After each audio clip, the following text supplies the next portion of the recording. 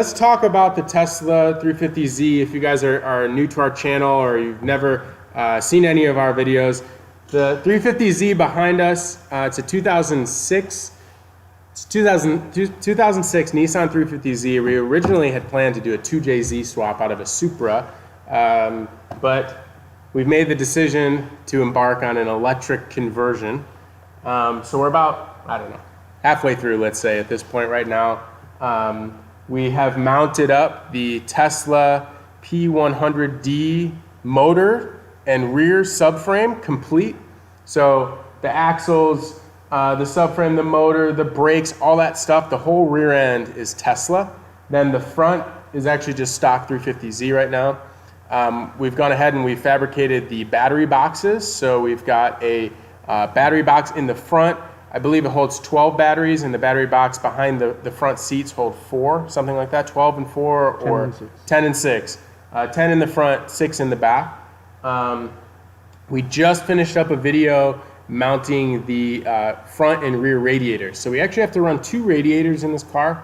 The front radiator is a Mishimoto aluminum, basically like a factory replacement radiator, and that's going to cool the batteries. So it's actually going to cool all 16 batteries.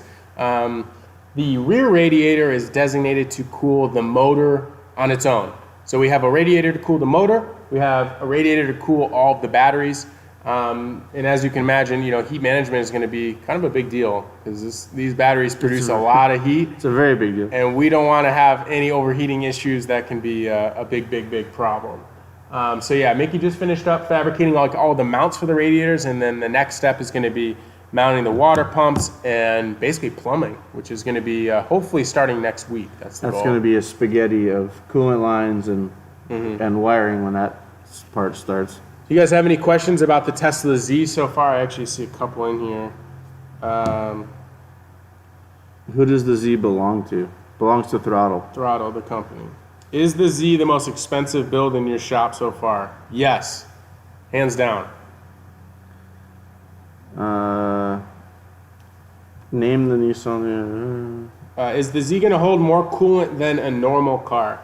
I don't know, actually. Probably, because I think there's going to be a decent amount of coolant in the lines, and combining 2 different radiator setups, probably, because it'll have 2 full radiators full of coolant.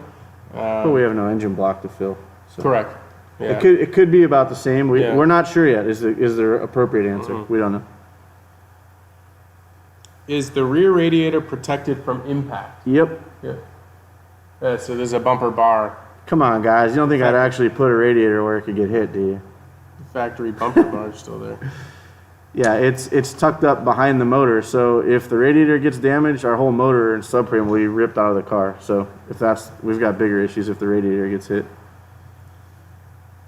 What is the deadline for the STI? The end of the month, right? May 31st. Yeah. Less than 30 days now. It's right here, although you guys can't see it. Will you be installing a charger in the shop? Oh, a Tesla charger? Yes. Well, our neighbor has one right outside. No, we'll have one here. We'll jack their power. Nah. We need to have one in the shop. We're going to make it look like a gas pump. Like an old gas pump. What is the plan for the Z when it's done? The plan is to debut the car at SEMA 2020, if that's still happening. I believe it still I'm told booth selection for SEMA was yesterday. So they're going on as business as usual. That's good. Yeah. How much more is the car going to weigh compared to stock? We don't know yet. As soon as we get the batteries, we're going to try to put them in and do like a corner balance, a weight to see where we're at. Based on our calculations, it was only a couple 100 pounds more, I believe. It may be negligible. Yeah, it may be negligible, especially if we do some type of weight reduction as well. And what's cool is we were able to put the weight where we wanted it, instead of having to deal with a boat anchor in the front with a transmission, and we're able to actually. So that was one of the reasons why we split the batteries up instead of running. Well, from a space consideration, it would be hard to fit all 16 batteries in the front. We maybe would have been able to make it work, but to split it up, we're distributing the weight quite a bit. Well, and we could have used the rear mounted box that's sideways. We could have put it long ways in the tunnel, but then that would have just mimicked a internal combustion engine and transmission configuration. So we actually took that box, Pull it behind the driver. moved it back more over the rear axles. So the answer to that is we should know, hopefully within the next week or two, about the weight.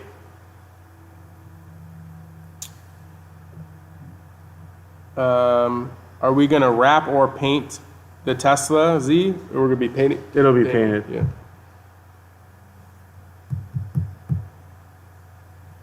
Another STI deadline question. Yep. End of May, guys. A couple more weeks, and then the STI is going to be given away. She gone. Yep. Any plans? What are the plans for the interior on the 350Z? It's going to be a mix of basically 350Z and Tesla. We're definitely going to have a touchscreen on the dash.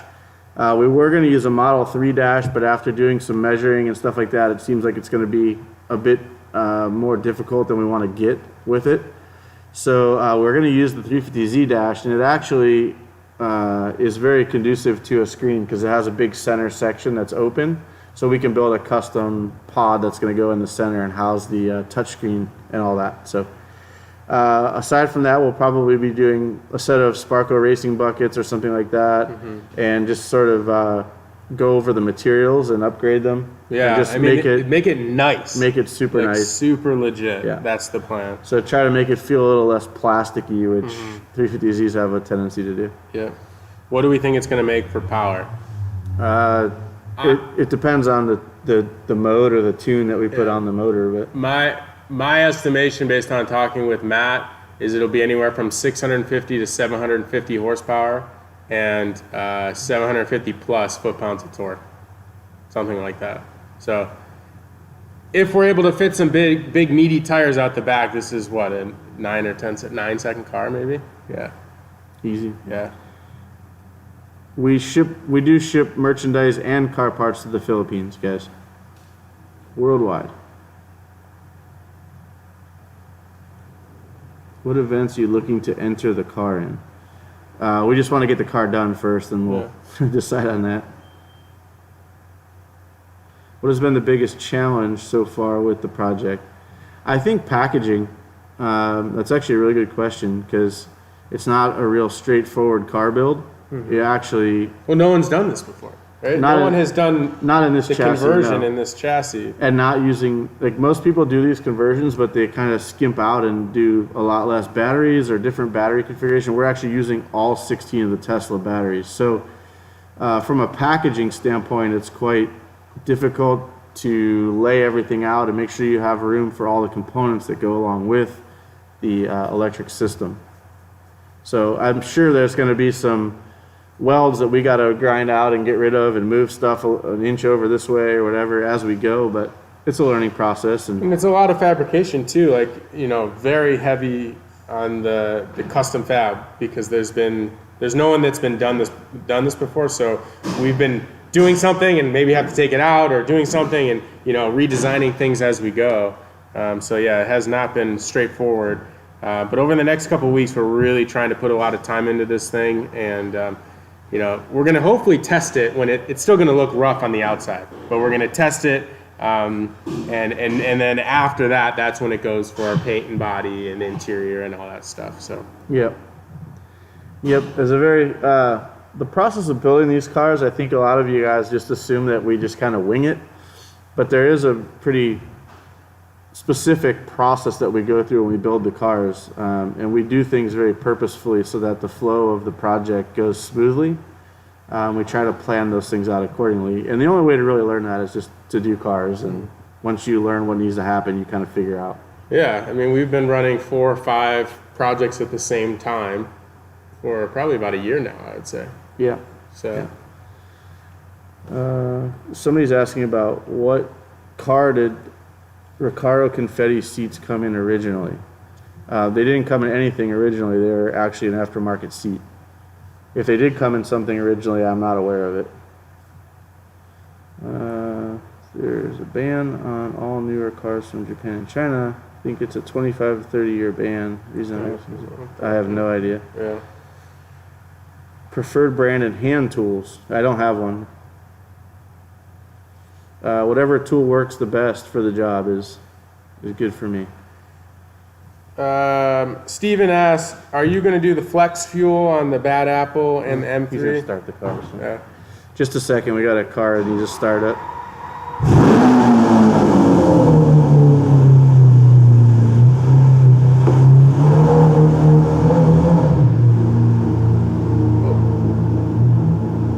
All right.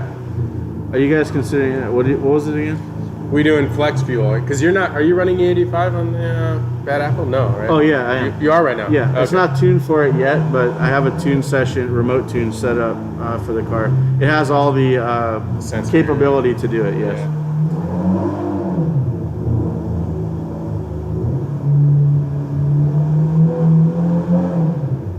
Hey, Brent. Brett's in here. Hey, another winner. Another sweepstakes another winner. Throttle sweepstake car winner. All right. Evan grow a big beard like Mickey. I've been trying. I haven't shaved since the quarantine started, but I got a long way to go. That's right, Wesley. How much do you expect the electric conversion to cost you guys? It's definitely a six-figure Yeah. car build. Yeah. North of that. Definitely don't plan an electric car build if you think you're going to do it cheap, because it's not. Currently, there's not an option to do that. I think we're doing it about as cheap as possible with utilizing Tesla product instead of aftermarket And we're product. making a lot of stuff. And right? we're making Yeah. a lot ourselves, and we're working with a couple manufacturers as well. So currently, this day and age, there's no like cheap way to do an electric build. There's certain cars that they've been a lot more common on, right? Like VWs, I think, like Beetles and stuff. Like some of the older cars, They're common. they're yeah. more common, but they're not Tesla and in 800 foot-pounds of torque. There are cheaper options, right? Yeah. Using smaller motors Yeah. and less Chevy batteries. Volt batteries and different things, but Keep in mind, you do less batteries, you get less range, you get less horsepower. It's all a scale, so you have to think about it like that. Are you guys considering adding a fire extinguisher system? No, we're not. Do you have to live in the U.S. to be a giveaway for one of your builds? U.S. and Canada. U.S. and Canada. Yeah. Currently. Saw the video about the new possible shop upgrades on Obsessed Garage. Should be good. Yeah, we'll see. Yeah, we'll see what happens with that. When are you going to start up the Bad Apple? Well, it's not here. It's not here, so not today. Well, not during the live stream. Can't wait to see. Any plans to race against other cars like a Model S or a Bisimoto electric Porsche? Yeah, I mean, we don't really know yet. As Mickey said, like our plan is to finish the car, get it running, get it finished, make sure it can debut at SEMA, and then I'd like to see it on the track. So drag strip, I definitely want to take it to, maybe even a circuit course, I don't know. I'd like to definitely see that car on the track. And as someone mentioned earlier is, you know, Throtl, the company owns this, so this is kind of like a flagship for our business. And we will be not giving the car away or anything like that. We'll be keeping the car, yeah. So. It's a cool question. If you had to pick a turbo car after 2010, what would you pick? I already know my answer. 2010, I mean, that's a huge range. Well, at least, it's such a loaded question. I'll let you answer that first, and then maybe it'll help shift my answer. So you're gonna cheat off me? Is that? 2010, I mean, any car newer than 2010, It's only 10 years. M2, F80, M3, I mean, we're talking daily drivers, we're talking exotics, McLaren, it's a twin turbo V8. What are we talking about here? I'm taking a McLaren. All right, yeah, me too. Send it. But we're talking like normal daily driver. Oh, and then you look at 335s Yeah, or F80s, SDI, probably, or yeah. I mean, even Evo, but Yeah, even in there's Evo. a heap of good turbo cars. What do you guys think? Evo 8.9 or Evo 10? What's your favorite?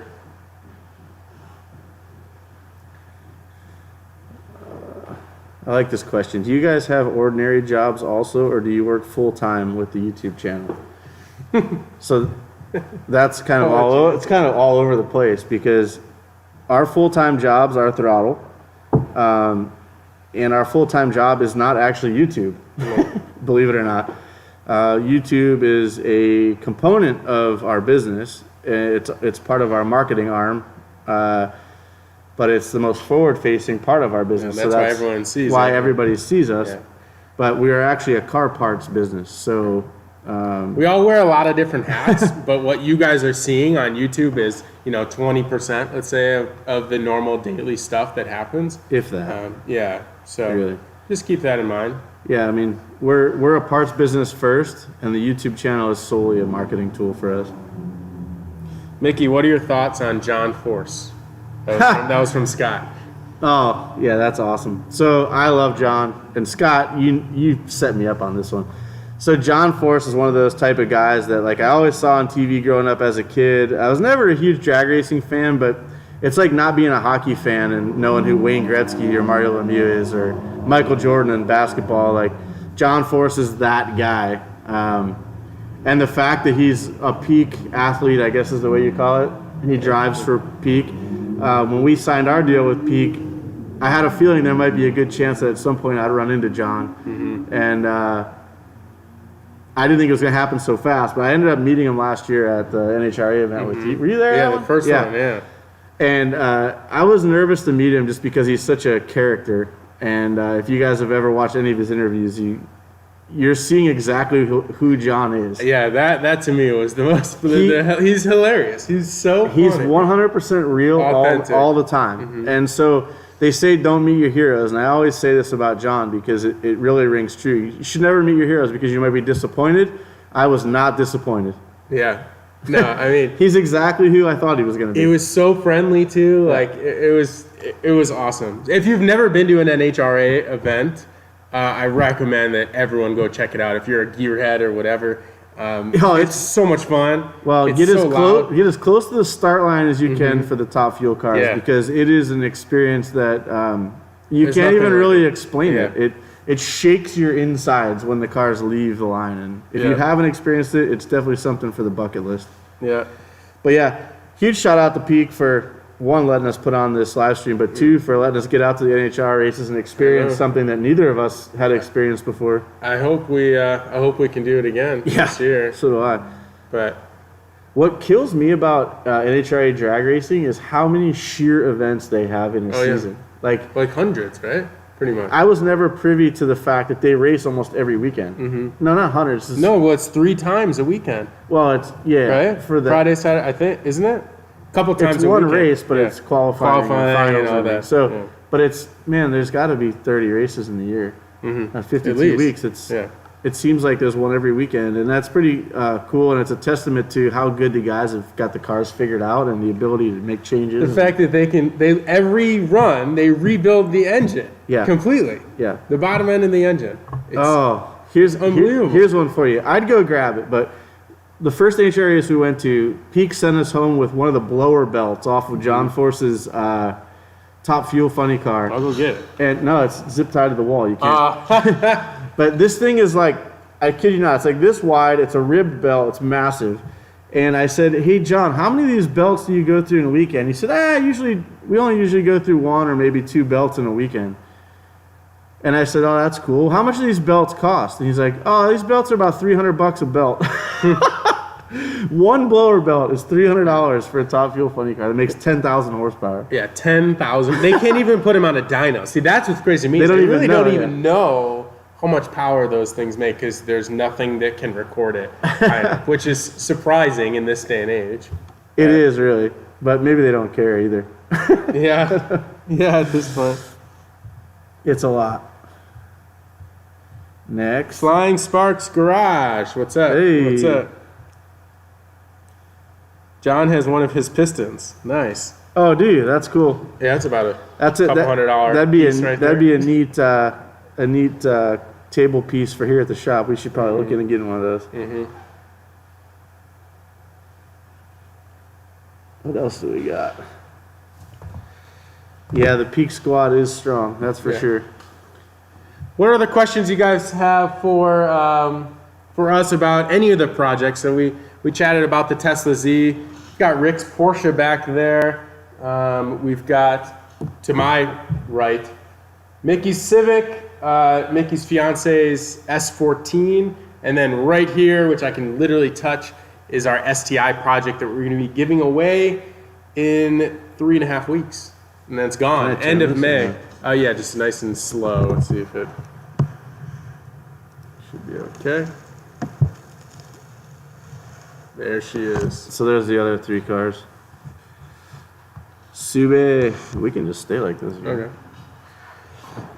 All right. Does Rick have 2 Porsches? Rick has 1, 2. You guys have seen the blue one. You've seen this orange one. He's got 2 more, I think. It's confusing because they've all sort of been a shade of orange at some point in time. What is the most ridiculous build either of you have had a part in? Ridiculous? Yeah. This to me right here is the most oddball one. Like none of us have worked on an electric car before. This I think will be extremely ridiculous when it's done. It's just in the early stages right now. Yeah, the Z is ridiculous, but I have probably a few. A lot of race car stuff, I'm assuming. Yeah, I was involved with a lot of the Formula D cars early on and even up till 2017. So some of those, like Mad Mike's twin turbo quad rotor, that was pretty insane. Mm-hmm. Some of Von Gitten's Mustang builds were pretty nuts.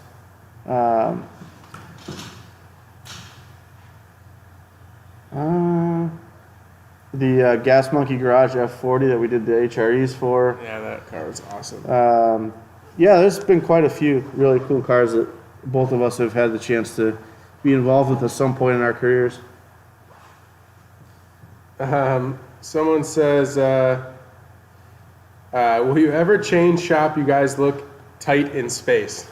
We're not. We're only tight in space because we have it. If we needed to minimize things, we could. At some point, we'll probably look into upgrading into a bigger shop. What else will be done to the STI that we haven't seen? So they're a little bit behind, but you can tell them. You can tell them what you just wrapped up because that's pretty exciting. Yeah. So I just spent the middle of this week actually putting an audio system in the car, which is pretty cool. If you guys watch our videos, you know we recently partnered with Metra Electronics, and they're sort of a. If you've ever done any audio before, you know them for like their dash kits and their wiring harnesses and stuff like that. But they make a bevy of product all the way down to the tools you use to do stuff and zip ties, and they vend all kinds of stuff. But at any rate, we purchased a Pioneer head unit for the car. We worked with Kicker and got their newest 2020 components for the doors. And then we reached out to OEM Audio Plus, who makes sort of a turnkey, awesome, like subwoofer, really cool modular subwoofer, carbon fiber coned 8-inch woofer that goes in the back, and it's fully removable. So if you want to take the car to the track or something, you can take it out. But I'm really impressed with the way that it turned out and sounds. And I think we had the exact right partners on board, like the perfect storm to make it just a... So next week, we'll show a video of me installing all that stuff and going over it all. And then we got more interior stuff coming next week as well. Yeah, a lot of OE replacement because, guys, this car's an 08, so it's 12 years old now. And, you know, a lot of the typical things like the door pulls and the center console armrest, and some things are just worn because it's an old car. So we like to replace that. So we like to keep our stuff crispy and went ahead and ordered new OEM parts for that. So I'll be putting that stuff in. It's not that exciting, but... this thing's ready to rip. Yeah, you're going to see quite a bit more driving footage over the next couple weeks. This is a really complete car. Yeah. We pretty much touched everything. Yeah, it's along the lines of, you know, probably like I'm guessing the closest thing was probably the RX-8 build that we did. So sort of new stock motor with bolt-on upgrades, and then the wide body, the wheels, the stance, the interior upgrades, like good suspension upgrades on this. All around good base for someone to win and have their fun with and still modify.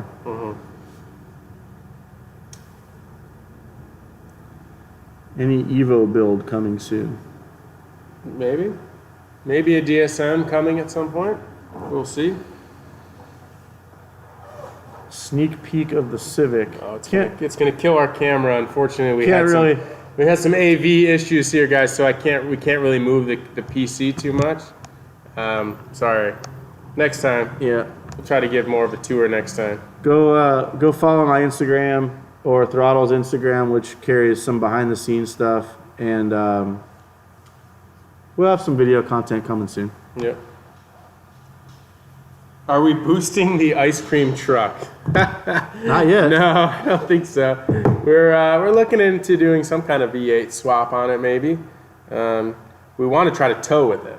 That would be Yeah, cool. it has the V6, and from I have some friends in the van space that said the rear gearing and the transmission gearing that we have are like the desired gearing For towing? for that car, and this is for highway cruising and stuff. Okay. And most of the guys that do this engine swaps actually switch to our rear end and transmission for that purpose. So for us, we have the easy path. We can just toss a V8 against our drivetrain and be in good shape. I've found out from Ricky, because he drove it to the paint shop, which was quite a ways away, and had to go up some hills. He said it barely could get up on her tone power. So, so it needs something. we might need to put a little V8 in there or something, but maybe boost. I don't know. I think that's a little. I don't think that would be pretty sick, though. Really not the purpose of the ice cream van. Yeah. But A giant intercooler on the ice cream van would be pretty freaking awesome. We're announcing the winner of the STI probably about the first week in June. The sweepstakes ends at the end of May, so just less than 4 weeks left. If you want to get in to win the STI, you guys can check that out. But yeah.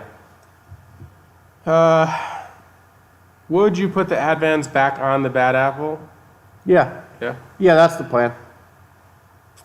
What are your favorite car mods? That's a loaded question as well.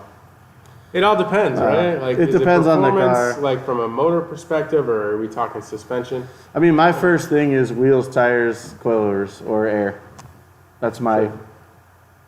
Yeah. Well, I mean, if it's a used car, then it's pull out the seats, vacuum the carpet, scrub the materials. Before you get there, though, yeah, let's talk about when you buy a car. Before you do any mods, please make sure the maintenance is up to date. Do brakes, flush your radiator out. These are simple things that you can do that are relatively inexpensive. Replace the spark plugs. Do all of your maintenance, because if you just go straight into modding a car, you're going to have all sorts of problems. Yeah, you'll be chasing problems. Yeah. Usually what happens. I think one of the most common issues that happens is the thermostat is not working properly. You start overheating all the time. If you overheat, you're going to be in big trouble. Blow head gasket, you're going to need a lot more repairs if you don't do your maintenance. So before you mod anything, do your maintenance, and then you can modify something and know that you actually have a good running car, right? Yeah. So Fuzzy dice and the McGuire's air freshener. there you go. Brett said fuzzy dice. I like that one. Where's Ricky? Ricky's at home because of COVID-19. Don't worry, he's still part of the team, guys. Yeah. Yep, we've got a new video going up this afternoon, actually. Ricky's new project reveal. Oh, nice. So we're going to hop off of this live stream, I think, a little before 11 o'clock. And the last 10 minutes, I'm going to reveal Ricky's new project to you guys, because you guys have been sticking with us on this live stream, which is awesome. we owe them two things, right? We owe them, for the people that stick around to the end, are we going to reveal our new project? No, not yet. I was excited. That one's covert operation. Yeah, you're It's right. not done yet. Not a done deal yet.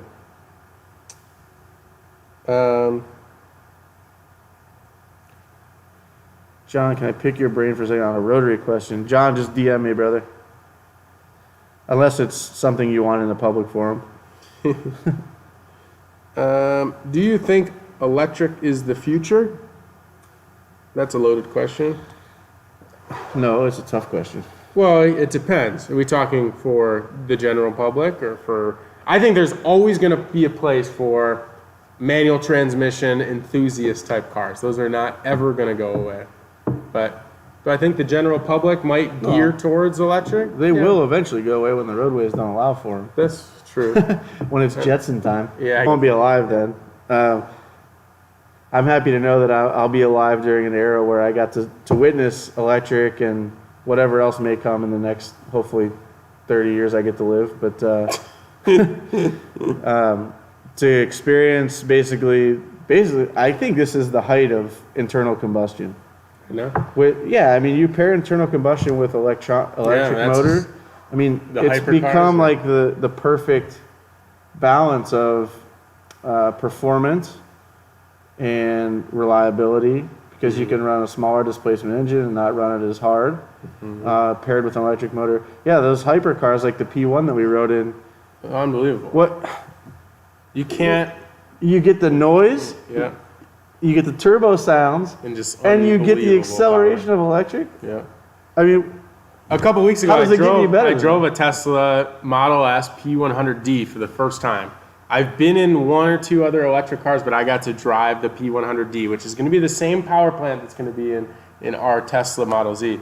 And no joke, the acceleration hurt my face because it was so fast. I think the 0 to 60s in like low 2 seconds. It was like I was pinned in the seat. So you can't, it's unparalleled how fast those are. They have videos online of P100Ds and stuff that are like modified or whatever that are beating like full-on drag cars. Yeah. Right? Well, just a testament to that, Tesla is leading the way in that, but Ford has gone into it like head first. At SEMA they launched that Mustang E, which is like the really weird like SUV thing was interesting. But they've gone even further, and now they've launched the, what do they call it? Not the Super Snake, the... it's like a normal looking Mustang, right? No, I'm drawing a blank. It's their drag car that they build. It's a Ford factory-built drag car that they only make a handful of every year, or every few years, and they've made it electric. Wow. They've made an electric version, so... Very interesting, and it's neat to see that it's going that way. What's happening with the Throtl ice cream truck? We mentioned this earlier. The ice cream truck is currently at the paint shop, and then it's going straight to get a new windshield from our boys at is it Temecula? Auto Glass Masters. Auto Glass Masters in Temecula, and then it's going straight to Premium Auto Styling to have the livery applied, and then it comes back here, and we have so many parts from Advanced Auto Parts. It's loaded up our office completely. You can barely fit anything else. So that build is about to be freaking awesome. I'm hoping within the next 2 to 3 weeks we'll have that, but it might be about a month or so, I think. So yeah, we shall see. John's going for a cruise. All right. Dude. There it is. I just realized Evan has a mouse pad from when we worked at HRE still. This is the Gas Monkey Ferrari F40 that we were involved with. That's pretty funny. It's all faded and nasty now, but... I'll never throw it away. No, that thing's awesome. Wow, that's old, dude. Yeah, that's 2013, 2012, I think. Yeah, pretty cool. Those wheels turned out so good. All right, guys, we got a couple more minutes here, and then we are going to hop off. So if you got last-minute questions, get them in now. See a good one. What goes into the decision of picking a car for a giveaway? Ha! A lot. Man. I mean, so much that it takes us probably a couple months to actually decide which car we're going to choose. Yeah, we finally have all, I think, agreed on the next car that we are planning on purchasing this weekend / early next week. We found the one. But yeah, a lot goes into it. One is what kind of demographic are parts that we're trying to promote and sell. So, it's obviously it's driven by business. It's also driven by passion, like what specific cars have we not built that, or built, I guess, that we've built before that did really well and that we all enjoyed building. But this one is going to be a new one. So we only repeated 2 times, I guess. The WRX we did once, but it wasn't an STI. Here's an STI this time. We did 2 VR4s. Yeah. But the next car is going to be a new chassis, I think, for everyone here to really work on. Yep. And we've got our work cut out for us to make it unique and to make it fun and try to make each car better than the previous one. Right. That's the goal. I see a couple questions popping up. Any plans for an Evo build? Currently, no, but it is on our short list of cars that are possible sweepstakes cars, right? And then, are you going to Tuner Evo in Charlotte, North Carolina? Currently, no, we are not. How did you decide the color scheme on the STI? We chose the blue because I think we haven't really done a blue car yet other than Rick's Porsche, and that was quite different.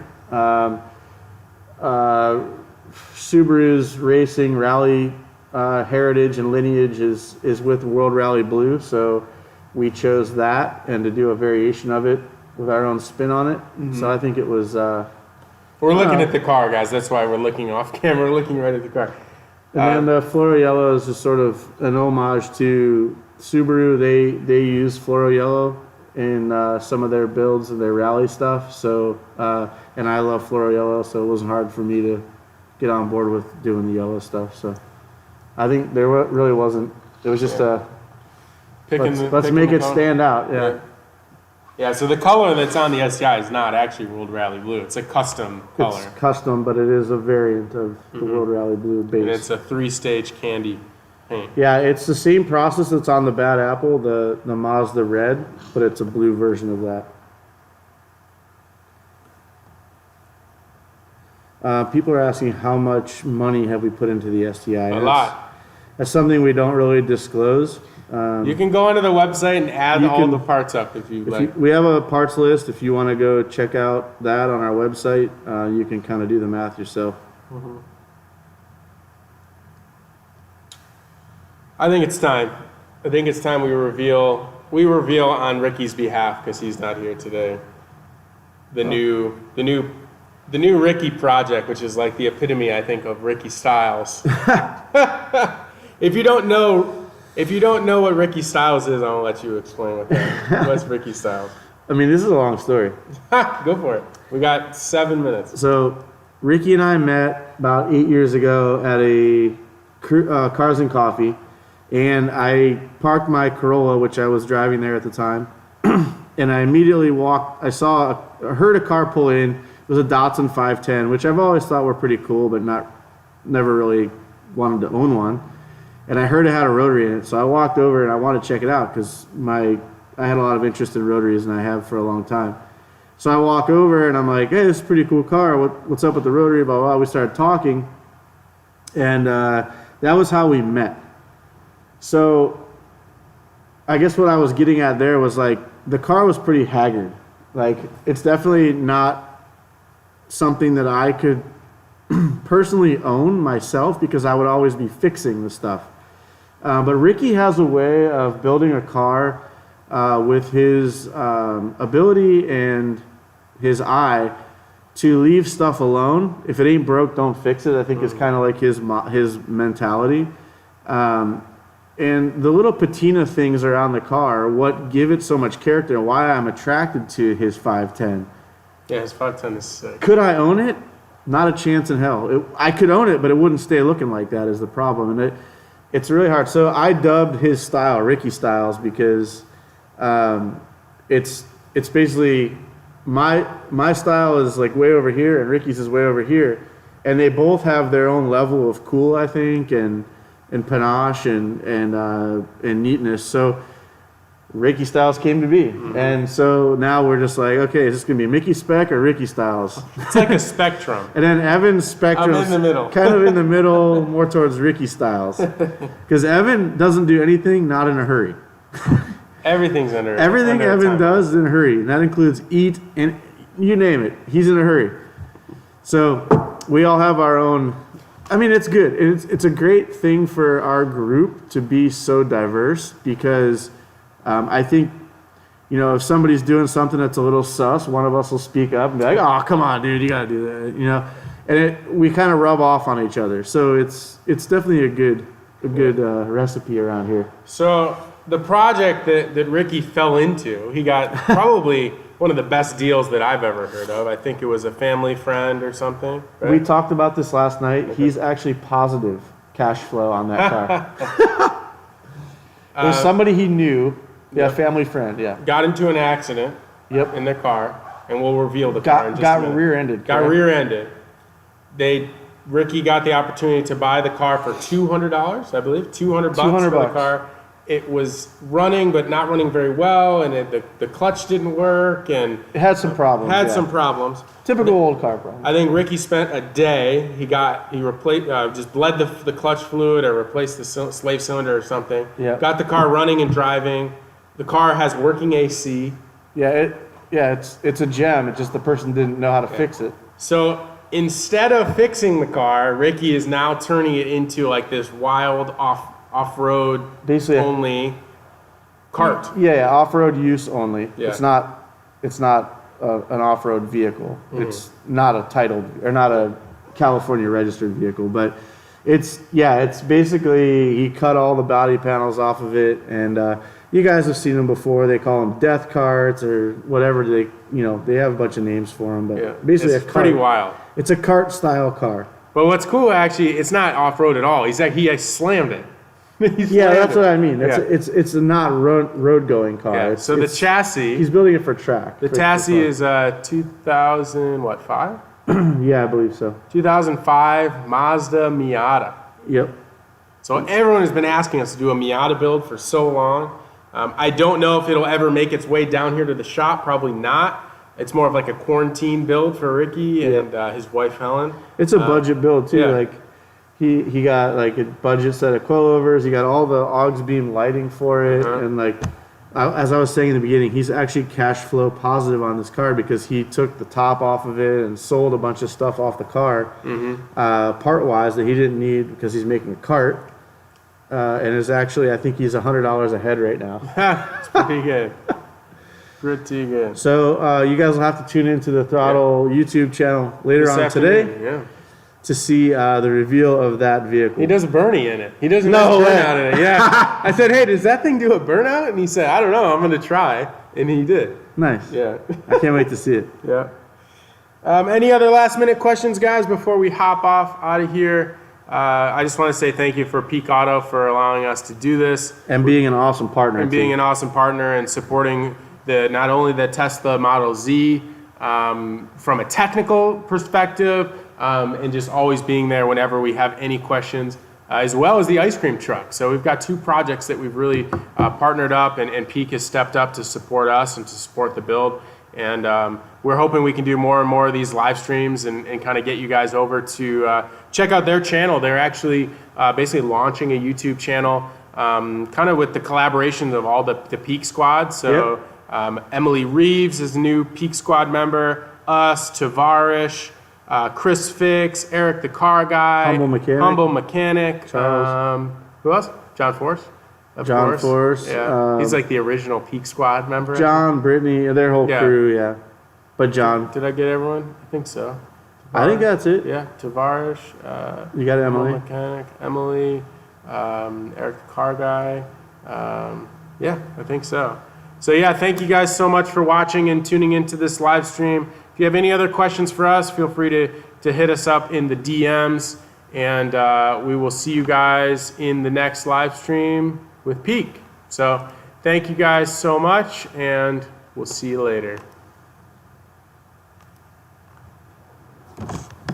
Oh, and that's